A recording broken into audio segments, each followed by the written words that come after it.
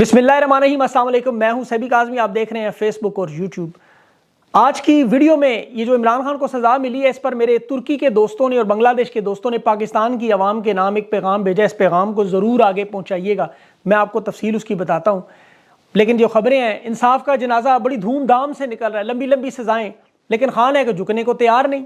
Toshakhana case में जज बशीर कौन है, इसका किरदार क्या है, तोशाखाना केस की अहमियत क्या है, ये ट्रायल किस तरह ऐसे कालदम होगा, कैंगरू कोर्ट्स अमेरिका ने कैसे बनवाई। आज मुर्शद की मुर्शद भी जेल में, लेकिन खान का हौसला और अज़म बरकरार, उसने जूते की नोक पे फैसला रखा। तहरीक इंसाफ के मरकजी दफ्तर पर पुलिस का छापा। अब ओवरसीज़ पाकिस्तानी, बरतानिया, अमेरिका, कनाडा में तहरीक इंसाफ के चैप्टर जो है उनकी तवज्जो दिलानी है एक बड़े अहम मामले की तरफ। अब और शाहीन सबाई साहब ने मार्शल लॉ लगाने की जो खबर की बात की जनरल शमशाद के बारे में, वो क्या मामला है, और ये कर्नल एहसन कौन है, अडयाला जेल जो चला रहे हैं असद तूर की, ये जो खबर है इस पर भी मैं ज़रूर तबसरा दूंगा। दुनिया भर की मईशत के माहिरीन ब्लूमबर्ग में आज लिख रहे हैं, फाइनेंशियल एक्सपर्ट्स, के पाकिस्तान की मईशत एक बंदा ठीक कर सकता है, जिसका नाम इमरान खान नियाजी। आज के वीलॉग में मैं इमरान खान के तमाम केसेस में कौन कौन शामिल, किन किरदारों ने किस किस तरह अदा किया और इसका मकसद क्या है, असल केसेस किस तरह बने, कौन है ये जो आपको नजर आ रहा है, ये इसके दरे पर्दा कहानी कुछ और है। इस वीलॉग में इंशाल्लाह मैं वो तमाम जवाब आपके सामने रखूंगा। इलेक्शन कमीशन अब कुछ हलकों में इंतखाबात मुलतवी करवाने की कोशिश भी करेगा। बैलेट पेपर कहते हैं खत्म है, डर और खौफ के इनके अंदर से नहीं निकल रहा। सजा भी दे दी, पार्टी भी तोड़ दी, लेकिन ये डर और खौफ किस तरह निकलेगा? वजह आप हैं 12 करोड़ वोटर्स। पाकिस्तान के लोगों को बड़ी अहम बात याद रखनी है और इसे भूलना नहीं। ये चिराग बुझने से पहले भड़क रहा है, भबक रहा है। उसकी वजह यह है कि ये जितने मर्जी फैसले दिलाएं, 8 फरवरी को इस दिए में रोशनी नहीं रहेगी इंशाअल्लाह। किसी शख्स को भी अब शक है कि 8 फरवरी ये लोग हारेंगे, इसकी वजह देखें क्या है कि इन्होंने जो खान और खान के खानदान के साथ किया, जरा सोचें आपके साथ क्या करेंगे। ये तोशाखाना की सजा, ये मैं आपको इसकी गारंटी देता हूं, सिर्फ पाकिस्तान इमरान खान को नहीं है, आपको है। बांग्लादेश, तुर्की, आलम इस्लाम, पूरी दुनिया में मुसलमान ममालिक में इस वक्त इमरान खान को सजा पर नाराजगी, मायूसी है, गुस्सा है। और ये बेहतरीन सहाफ़ी बातें कर रहे हैं। 1971 की स्ट्रगल में शामिल होने वाले बंगाली दोस्त, तुर्की के करीबी दोस्त कह रहे हैं, वो कह रहे हैं बताओ पाकिस्तान की कौम को एक पैगाम हमारा दे दो। ये मैं उनका लुबे लुबाब आपके सामने रख रहा हूँ। पाकिस्तान की कौम को पता हो कि तुर्की की आवाम 8 करोड़ 40 लाख और बांग्लादेश की है 16 करोड़ और आप हैं 24 करोड़। दोनों इस्लामी ममालिक हैं, दोनों के ममालिक पाकिस्तान जैसे, और दोनों के मकबूल रहनुमा तुर्की के इमरान खान यानी तैयब एर्दोगान और बांग्लादेश का इमरान खान यानी शेख मुजीब, दोनों को अपनी कौम ने निकलवाया। जिम्मेदारी आपकी है 24 करोड़ लोगों की। इस तरह के केस तैयब एर्दोगान पर भी बने। उसने एक तकरीर की जब वो मेयर था, तुर्की की फौज को बुरी लगी, मुकदमा डाला, इलेक्शन से नायल किया, पार्टी तोड़ी, उसके बाद दूसरी पार्टी बनी, पार्टी इलेक्शन जीती और जीत गई। कानून साजी करके तैयब एर्दोगान की सजा खत्म हुई, बाहर आया, 80% लोग लेकर वोट आज वजीर आजम है। शेख मुजीब को जेल में डाला, उसकी कौम ने इलेक्शन जितवा के जेल से निकाला। आपके सामने ये तारीख मौजूद है। बंगाली, तुर्की के लोग आपसे पूछते हैं क्या हम नाटे आपसे ताकतवर हैं, क्या तुर्की के लोग आपसे ताकतवर हैं? नहीं, आज पाकिस्तान की कौम 24 करोड़ खुदा की कसम कमज़ोर नहीं है। आप अपने दिल में तहिया करें, वादा करें, हलफ दें कि आप तुर्की और बांग्लादेश की कौम से ताकतवर हैं। इसकी बहुत बड़ी मिसाल है, जिंदा कौमें 8 फरवरी को अपनी ताकत का मुजाहरा करें। कमज़ोर लोग बहुत तशद्दुद, जलाओ, गिराओ, तोड़ फोड़, फिर वो ताकतवर इन्हें कुचलते हैं। आपने इन्हें अपने वोट से शिकस्त देनी है। आपकी आइंदा आने वाली नस्लें भी याद रखें, एक एक सजा का, एक एक लम्हा खान का। कौम एक एक दाग अपने सीने पर रखे। वोट को तावीज़ बनाकर जो आप बैठे हुए, अब बैलेट पेपर पे मारना है जाके। खान बार बार कहता है पूरी कौम देखें, तमाम ये नशर करें पैगाम ज़्यादा से ज़्यादा। मकसद इनका तमाम केसेस का आपको मायूस करना, आपको कमज़ोर करना। इस वीडियो देखने के बाद हलफ उठाएं, अल्लाह को हाजिर नाजिर जान के कहीं ये वीडियो देखने के बाद 10 लोगों तक ये पैगाम पहुंचाएंगे कि 8 फरवरी को इस बात की यकीन दहानी कराएं कि वो अपनी वोट डालेगा, वोट लाजमी डालेगा। जो लोग भी सुनते हैं, देखिए 1 लाख भी सुनते हैं, 10-10 बंदों को पैगाम पहुंचाएं, वो 10-10 बंदे सिर्फ 10-10 वोट दिलवा दें, तो ये अदना सा वीलॉग 1 करोड़ वोट की आपको बर्तरी दिलवाएगा। आपका ताउन है, वादा करें अल्लाह से। 8 फरवरी को वोट, 10 वोट, अपना वोट नहीं, सिर्फ आपका गुस्सा बैलेट बॉक्स पे जाए।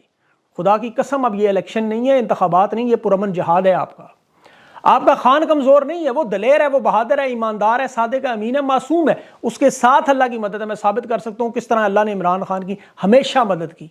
पाकिस्तान की तारीख में इसकी कोई मिसाल नहीं। और अल्लाह सब्र करने वाले मजलूमों का, बेगुनाहों का साथ नहीं छोड़ता, इसका वादा है। खान कायम है, वो मुस्कुरा रहा है, नाश्ता कर रहा है, आप क्यों घबरा रहे हैं? अदालत में खान ने एक दफा फिर जज को लताड़ा कि तुम धोखेबाज जज हो, मेरा बयान कमरे में, मुझे यहाँ बुलाया कि हाजिरी दो आके, झूठ बोलकर बुलाया कि सिर्फ बयान दें आके। जज कहता है अदालत का वक्त ज़ाया ना करें। खान ने कहा जल्दी किस चीज़ की है, कल भी जल्दी, आज भी जल्दी, मैं तो हाजिरी के लिए आया, तुम धोखे से बुलाए कि बयान के बगैर। खान अपने कमरे में गया, इन्होंने चोरों की तरह, जिस तरह रात को वारदात करते हैं उस तरह चोरी की। गुल्लू भट्ट, अच्छा वहाँ एक गुल्लू भट्ट खड़ा था, जराइम पेशा अफराद, आपको पता है जो पुलिस की वर्दी में इनके साथ होते हैं। खान के पास खड़ा, उसने तंजिया अंदाज में कहा 10 साल 10 साल। खान ने मुड़कर उसके जो चीज सर था उसका, जो उसको इंचार्ज, उसे कहते हैं इस बेचारे को जो वादे किए वो पूरे कर देना। क्योंकि खान को पता है कि लश्कर यजीद के छोटे छोटे सिपाहियों की औकात सिर्फ शेरू के बिस्किट खाने से ज़्यादा नहीं है। ये बातें बताने का मकसद आपको कि आप अपने गुस्से और इश्तियाल को वोट की तरफ लेके जाएं। ये 2 कौड़ी के गुल्लू भट्ट आलम इस्लाम के रहनुमा पर ऐसी बातें करें। कौम के हर शख्स को इनके अल्फाज याद रखने हैं। 8 फरवरी को वोट डालनी है। तोशाखाना केस का फैसला अनुसार 14 साल सजा, 10 साल न्याय, 78 करोड़ जुर्माना। जूते की नोक पर खान ने रखा और नाश्ता किया अपना, दही के साथ खान खाता है। खान सुना होगा आपने अलीमा खान के साथ। बुशरा बीबी को भी सजा दी। बुशरा बीबी कहती है मैं कमज़ोरी नहीं ताकत बनूंगी इंशाल्लाह। पाकिस्तान के लिए जेल गया खान, मैं इसके साथ हूँ। ये दोनों फैसले आला अदालत में जांच पड़ताल में तवील अरसे में कोई जज भी उड़ा के रख देगा। लेकिन ये पैगाम आपको दे रहे हैं, यकीन करें पैगाम है सिर्फ इलेक्शन से पहले कि तुम क्या चीज़ें हो, तुम कीड़े मकोड़े, हम तो खान को नहीं छोड़ रहे। ये अवाम को साबित कर रहे हैं कि हमने जिद बना ली, अब आपने भी जिद बनानी है। 12 करोड़ लोगों ने जिद बनानी है कि वोट हमने देना है। आपने इनको ये देखे, तोशाखाना से गैर कानूनी तहाइफ लेने पर सजा नहीं हुई क्योंकि काबीना ने, डिवीजन ने कीमत मुकर्रर की थी, खान ने तो उसका 50% दे दिया। इसी तोशाखाना से नवाज शरीफ, जरदारी, यूसुफ गिलानी गैर कानूनी गाड़ियां ले जा चुके, बल्कि घड़ियां अंगूठियां तो वो पहन के निकल जाते थे ऐसी। जनरल बाजवा को सोने के जो जवाहरात के जो इनामात मिले उनकी एंट्रियां तक नहीं करते ये लोग, किसी ने पूछा आज तक। और खान के केस में भारतीय मैकेनिक की बंद दुकान से तस्वीर दिखा के अनपढ़ सेल्समैन से कीमत लगवा रहे हैं गैर कानूनी तौर पर। कीमत कितनी? 3 अरब। उसको 3 अरब के हिस्से नहीं आते होंगे, मैं आपको लिख के देता हूं। मैं कसम उठाने तो सलाह लाए मेरे सामने, क्योंकि मैंने पूछ लिया इमरान बशीर मसीह कौन है। FBR से, मार्केट के एक्सपर्ट से खान ने कीमत लगवाई 1 करोड़ 80 लाख। तोहफे की कीमत 50% उसका अदा किया 90 लाख। अब खान ने तो कीमत नहीं लगवाई, खान ने तो कीमत अदा भी की, जायज़ पैसों से की, टैक्स में डिक्लेयर की, मामला बनता ही नहीं। शहबाज खोसा साहब ने बड़ा खूबसूरत उस दिन सारा मेरे साथ जो इंटरव्यू का हुआ, इसी गवाह इमरान मसीह पर शहबाज खोसा ने जरा की कि चंद जवाहरात की उसे तस्वीर दिखाई, जेवरात की कीमत, वो कहता है इसकी तस्वीर पे तो नहीं लगा सकता। और तो तोशाखाना की कैसे लगाई? हीरो की समझ एक सेल्समैन 12 जमात पास, जिसे बेर की मतलब शक्ल का ना पता, उसे क्या समझ आनी है? अब इस केस में जिरा की ना उन्होंने इजाजत दी, ना गवाहान पेश करने की, ना बयानात कलम बंद किए, ना जुडिशल सिस्टम को मुकम्मल दफन कर दिया। खान का 342 का बयान भी नहीं करवाया। असदुर दबंग सहाफ़ी, उसने एक बात की कि अडयाला जेल चला कौन रहा है? सारी की सारी जेल चलाने वाला कर्नल एहसन नामी शख्स। ये तमाम जजेस को मैनेज भी कर रहे हैं, जिसमें बशीर भी शामिल है, मोहम्मद बशीर। अब तोशाखाना केस में 14 साल की सजा इस जज बशीर ने सुनाई। ये 14 मार्च को रिटायर होने वाला है। ये जज है जिसे जनरल रानी के हुक्म पर इसकी बहन फोत हुई तो इसे नवाज शरीफ को रिलीफ देने के लिए घर से उठा लाई। भाई 7 और जजेस थे, उन्होंने कहा नहीं इसी से सुनेंगे, क्योंकि ये वही शख्स है जो इमरान खान के मुकदमे में भी 4 मरतबा अदालत में बीमार और अस्पताल पहुंचा, ब्लड प्रेशर हुआ। ये वही जज है जिसने रुख्सत की दरख्वास्त डाली। ये वही जज है जिसने कहा मुझे खान के केसेस सुनने पर मजबूर ना करो, क्योंकि ये इंसाफ नहीं इंतकाम है, और ये इंतकाम करने वाले हर हद तक गुजर रहे हैं। सजा सुनाने का मामला तो बाद में, देखिए अभी इधर केस में भी हो सकता है सजा सुना दें। सिर्फ और सिर्फ वजह यह है कि तहरीक इंसाफ को इलेक्शन में शिकस्त देनी, इनके उम्मीदवारों का हौसला तोड़ना, इनके वोटर्स को तोड़ना, इनके खरीदने का मामला आसान हो इलेक्शन के बाद, ताकि उम्मीदवार के अब तो खान को सजा हो गई, नवाज शरीफ जरदारी फिर हुकूमत बनाए, खान की जमानतें मंजूर कर, खान नवाज शरीफ मैं तो इंतकामी कार्रवाई करते ही नहीं, तमाम केसेस ख़त्म होंगे इंशाअल्लाह। कौम और उम्मीदवार खुदा के लिए अपना हौसला बुलंद रखें। ये जितने मर्जी केसेस डाल दे, मैं तो कहता हूँ 1971 में 90,000 पतलूनों का केस भी खान में डाल दे, एबटाबाद में अमरीकी जो घुस के कार्रवाई करके वो भी डाल दे, सलाला चेक पोस्ट भी डाल दे, वो APS का केस भी खान पे डाल दें और वो मंजूर करा के सजा भी दे दें। इनकी जहलियत की इंतहा देखें। ज्वेलरी सेट पे केस, और उसे एमन फील्ड के अपार्टमेंट से भी महंगा बना दिया इन्होंने। इमरान खान का खौफ इतना है इनको कि जेल में पहले पार्टी का बल्ले का निशान छीना, अब देखे वो जेल में, खान अब इलेक्शन में तो नहीं है, उसके बावजूद खान के खिलाफ बैठ के PTV प्रेस कॉन्फ्रेंसें कर रहे हैं। अब मैं हैरान हूँ जो लोग अमेरिकी स्टेट डिपार्टमेंट के सामने सवाल रखते हैं कि गैर कानूनी, गैर अखलाकी, गैर जमहूरी सजा होने का मामला, ये वारदात ही अमेरिका ने की है। मैं आपको उसकी पूरी तफसील बताता हूँ, आपको याद रखेंगे। सर ये वारदात अभी नहीं शुरू हुई, सदर बाइडन आया था 2009 में, नायब सदर था, इसकी आसफ जरदारी और गिलानी से मीटिंग हुई और उसके बाद जनरल इशफाक कियानी भी उस मीटिंग में थे। ये एबटाबाद ऑपरेशन के बाद मामला, याद रखें, उसमें जरदारी ने खत लिखा था मुझे मेरी फौज से बचाओ। उसके बाद जब जो बाइडन मनमोहन सिंह से मुंबई हमलों पर मुलाकात करने गया, ये दोनों वाकयात अपने जेहन में रखें। उसके फौरन बाद ड्रोन हमले शुरू हुए। जरदारी ने पाकिस्तान का सिविल अवार्ड हलाले पाकिस्तान जो बाइडन को दिया, सबसे बड़ा अवार्ड, और सेनेटर जो था रिचर्ड लोगर उसको दिया। उसके बाद बाइडन सदर बनने की रेस में सबसे बड़ा उम्मीदवार था। फिर 2014 में बाइडन ने नवाज शरीफ से जब मुलाकात की जो बाइडन के साथ, तो वहां पे अफगानिस्तान का मामला सारा जिक्र हुआ। अब ये मुलाकातें आपको बताने का मकसद है कि किस तरह बाइडन की हुकूमत नवाज शरीफ और जरदारी के साथ और पीपल्स पार्टी के और नून के साथ कितने गहरे ताल्लुकात। नवाज शरीफ ने इनके कहने पर मुंबई हमलों की जिम्मेदारी पाक फौज पे डाली और ये उस वक्त हिंदुस्तान के साथ मुलाकात में तय हो चुका था कि पाकिस्तान की फौज इसमें जिम्मेदार है। ये नवाज शरीफ ने पाकिस्तान की अजीम फौज पे इल्ज़ाम डाला। इंटरनेशनल अदालत में हिंदुस्तान ने नवाज शरीफ का डॉन अखबार का इंटरव्यू सबूत के तौर पर पेश किया। ये इनका सारा नेक्सस और तल्लक है। अब इमरान खान की हुकूमत आई, अब बाइडन के साथ देखें, खान के जब हुकूमत आई तो ट्रंप ने पहला खान बयान दिया पाकिस्तान के खिलाफ। खान ने रद्द-ए-अमल दिया, सख्त रद्द-ए-अमल। डोनाल्ड ट्रंप से मुलाकात हुई। डोनाल्ड ट्रंप भी एंटी वार यानी जंगों का मुखालिफ, और डोनाल्ड ट्रंप की जो पॉलिसी वो भी अफगानिस्तान में थी, हमने फौज निकालनी है। अब ट्रंप की हुकूमत खत्म हुई, बाइडन दोबारा आया इख्तिदार में, तो उसने पहली डिमांड खान से ये की कि तल्लुकात सिर्फ एक सतह पर होंगे, अफगानिस्तान में तावन करो। खान ने कहा तावन यह है कि इनखला में मदद करेंगे, इसके अलावा कोई मदद नहीं। जनरल फैज़ का उसमें बड़ा अहम किरदार, वहाँ से अफगानिस्तान से इनखला हुआ, फौज निकली। अफगानिस्तान में हुकूमत नहीं बन सकती थी, अमेरिका लगता था लड़ते रहेंगे आपस में अभी, लेकिन जाके फैज़ ने हुकूमत बना दी। अब बाइडन को अमेरिका की तरफ से फिर इमरान खान के साथ तमाम ताल्लुकात ख़त्म कर दिए। अमेरिका ने फिर एक और कोशिश की, CIA का डायरेक्टर विलियम बर्न्स पाकिस्तान आया था खान को कायल करने की कोशिश में कि आप हमें यहाँ पर ड्रोन बेस बनाने दें। जनरल कमर बाजवा मुकम्मल तौर पे ऑन बोर्ड। जनरल फैज़ से मुलाकात हुई, इमरान खान ने साफ इनकार कर दिया, विलियम बर्न्स से इनकार कर दिया। उसने कहा जो बाइडन से कहे वो मुझसे मुलाकात करे या फ़ोन करे। उसको जब आपको याद होगा बड़ा मजाक करते हैं लोग। फिर जैक सैलिवन आया, अमरीकी मशीर, बाजवा, फैज़ सेक्रेटरी स्टेट था उसका, टोनी ब्लिंकन, और मईद यूसुफ था पाकिस्तान की तरफ से, और स्टीव लाइव ऑस्टन भी था उसमें, CIA के चीफ भी थे। ये सब की डिस्कशन एक दफ़ा नहीं हुई, 12 मुलाकातें हुई, लेकिन इमरान खान का मौक़िफ़ ड्रोन बेसिस पर बिल्कुल वाज़ेह। फिर जब वॉइस ऑफ अमेरिका को इमरान खान ने इंटरव्यू दिया एब्सोल्युटली नॉट वाला, उसके बाद फिर अमेरिका ने खान के नाम पे कांटा लगाया।